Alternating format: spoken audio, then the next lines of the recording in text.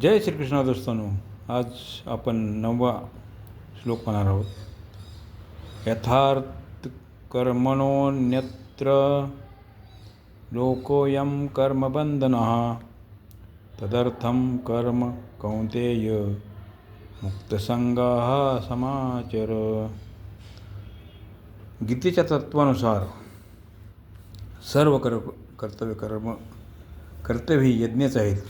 यज्ञ शब्दाच्या अंतर्गत यज्ञ, दान, तप, होम, तीर्थसेवन, व्रत,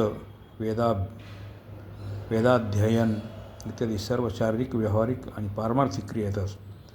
कर्तव्य समजून केले जाणारे व्यापार, नोकरी, अध्ययन, अध्यापन इत्यादी सर्व शास्त्रविहित कर्मांचे नावही यज्ञ आहे. दुसऱ्यांना सुख पोचविणे तसेच त्यांच्या हितासाठी जी कामे केली जातात ती सर्व यथार्थ कर्म आहे. यथार्थ कर्म केल्याने आसक्ती फार लवकर नाहीशी होते. तसेच कर्मयोगाची संपूर्ण कर्म नष्ट होतात. अर्थात ती कर्म स्वतः तर बंधनकारक नसतातच, पण पूर्वी संचित कर्मसमूहालासुद्धा समाप्त करून टाकतात. वास्तविक पाहता मनुष्याची स्थिती त्याच्या उद्देशानुसार असते, क्रियेनुसार नव्हे. जसे व्यापाऱ्याचा मुख्य उद्देश धन प्राप्ती असतो, म्हणून त्याची वास्तविक स्थिती धनातच राहते आणि दुकान बंद करता त्याची वृत्ती धनाकडेच जाते.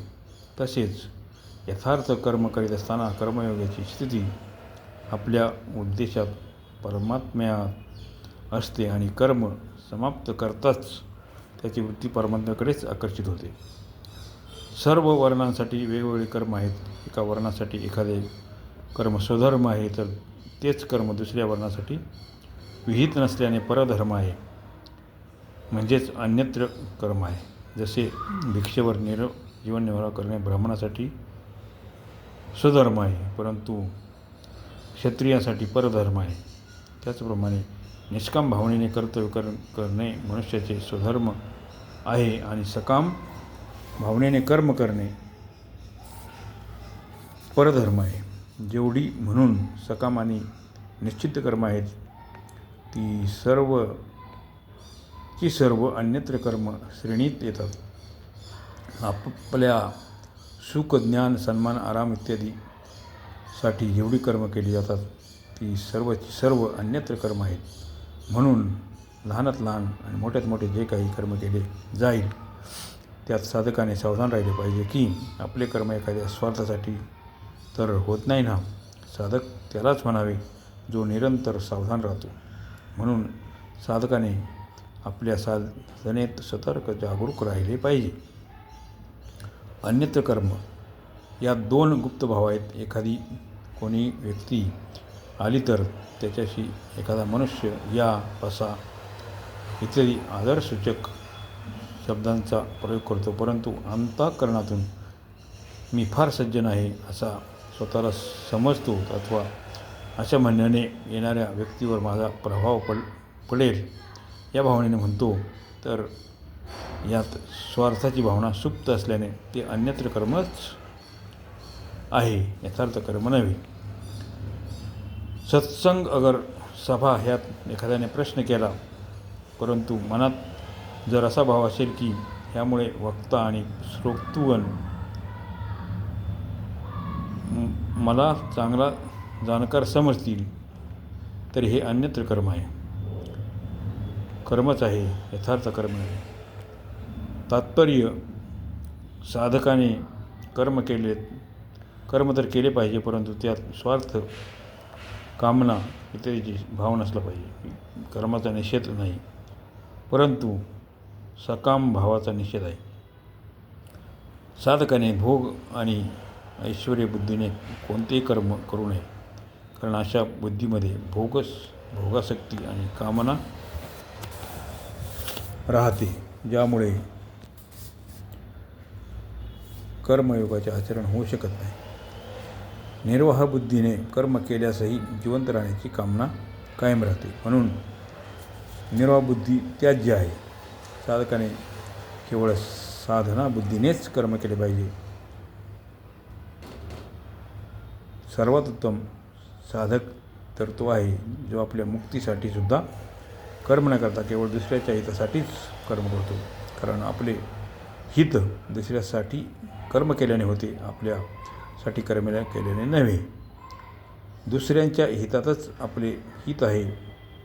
दुसऱ्याच्या हिताहून आपले हित वेगळे मानणेच भूल आहे. म्हणून लौकिक तसेच शास्त्रीय केली जाणारी सर्वची सर्व कर्म केवळ लोकहितार्थच असावे. आपल्या सुखासाठी केले गेलेले कर्म बंधनकारक आहे. आपल्या व्यक्तिगत हितासाठी केले गेलेले कर्मही बंधनकारक असते. केवळ आपल्या हिताकडे दृष्टी असल्याने व्यक्तित्व कायम राहते. म्हणून जप, चिंतन, ध्यान, समाधीसुद्धा लोककल्याणासाठीच करावे. तात्पर्य स्थूल, सूक्ष्म आणि कारण तिन्ही शरीरांनी होणाऱ्या सर्व क्रिया संसारासाठीच असाव्यात, आपल्यासाठी नव्हे. कर्म संसारासाठी आहे आणि संसारासाठी संबंध विच्छेद आल्यावर परमात्म्याशी होणारा योग आपल्यासाठी, याचेच नाव कर्मयोग आहे. लोकेयम कर्मबंधना. कर्तव्यकर्म यज्ञ करण्याचा अधिकार मुख्यत्वे करून मनुष्यालाच आहे. याचे वर्णन पुढे सृष्टीचक्राच्या प्रसंगात केले आहे, ज्याचा उद्देश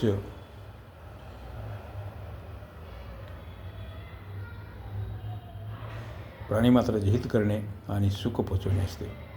त्याच्याकडूनच कर्तव्यकर्म होतात. जेव्हा मनुष्य दुसऱ्याच्या हितासाठी कर्म न करता केवळ आपल्या सुखासाठीच कर्म करतो, तेव्हा तो बांधला जातो. आसक्ती आणि सर्व धर्मभावाने कर्म करणेच बंधनाला कारण आहे. आसक्ती आणि स्वार्थ नसल्यास आपोआप सर्वांच्या हिताचे कर्म होतात. बंधन भावाने होणारे क्रियेने नव्हे. मनुष्य कर्माने बांधला जात नाही, तर कर्मात जो आसक्ती आणि स्वार्थभाव ठेवतो त्यानेच तो बांधला जातो. तदर्थम कर्मं कौंतेय मुक्तसंगः समाचर. या ठिकाणी मुक्तसंग पदाने भगवान म्हणतात की कर्माविषयी, पदार्थाविषयी तसेच ज्यांच्याद्वारा कर्म केले जातात त्या शरीर, मन, बुद्धी इत्यादीच्या सामुग्रीविषयी ममता आसक्ती झाल्यासच बंधन होते. ममता आसक्ती असल्याने कर्तव्यकर्म सहज आणि योग्य रीतीने होत नाहीत. ममता आसक्ती नसल्यास परहितासाठी कर्तव्यकर्माचे आपोआप आचरण होते. आणि जर कर्तव्यकर्म प्राप्त झाले नाही तर आपोआप निर्वैकल्यतेत स्वरूपात स्थिती होते. परिणामी साधन निरंतर होत राहते आणि असाधन कधीच होत नाही. आळस आणि प्रबोधामुळे नियतकर्माचा त्याग करणे तामस त्याग म्हणवला जातो. याचे फल मूढता अर्थात मूढ योनीची प्राप्ती आहे. अज्ञान तमसा फलम. कर्मांना दुःखरूप समजून त्याग करणे राजस त्याग म्हणवला जातो, ज्याचे फल दुःखादी प्राप्त होते. रजसस्तु फलम दुःखम. म्हणून इथे भगवान श्रीकृष्ण अर्जुनाला कर्माचा त्याग करण्यास सांगत नाहीत, तर स्वार्थ, ममता, फलासक्ती, कामना, वासना, पक्षपात इत्यादीने रहित होऊन शास्त्रविधीनुसार सावधानीने उत्साहपूर्वक कर्तव्य करण्याची आज्ञा देतात. जो सात्विक त्याग म्हटला जातो.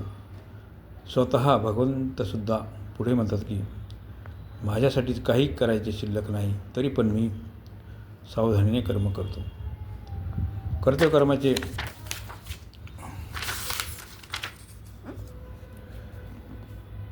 कर्तव्यकर्माचे योग्य रीतीने आचरण करण्यास दोन कारणांनी शैथिल्य निर्माण होते. एक, मनुष्याचा स्वभाव आहे की फलाची कामना करूनच कर्मामध्ये प्रवृत्त होतो. जेव्हा तो पाहतो की कर्मयोगानुसार फलाची कामना ठेवायची नाही, तर मग तेव्हा तो विचार करतो की कर्म करायचेच कशाला. 2. कर्मारंभ केल्यानंतर जेव्हा शेवटी त्याला लक्षात येते की त्याचे फल विपरीत होईल, तेव्हा तो विचार करतो की मी तर उत्तमातले उत्तम कर्म करतो आणि जर फल विपरीत मिळत असेल तर मग कर्म करावेच कशाला. कर्मयोगी कोणतीही कामना करीत नाही आणि कोणत्याही नाशवान फलाची इच्छा करीत नाही. तो केवळ संसाराचे हित समोर ठेवूनच कर्तव्य करतो. म्हणून उपयुक्त दोन्ही कारणांनी कर्मात शिथिलता येऊ शकत नाही. अशा प्रकारे 9व्या श्लोकाचा अर्थ इथे संपत आहे. जय श्रीकृष्ण.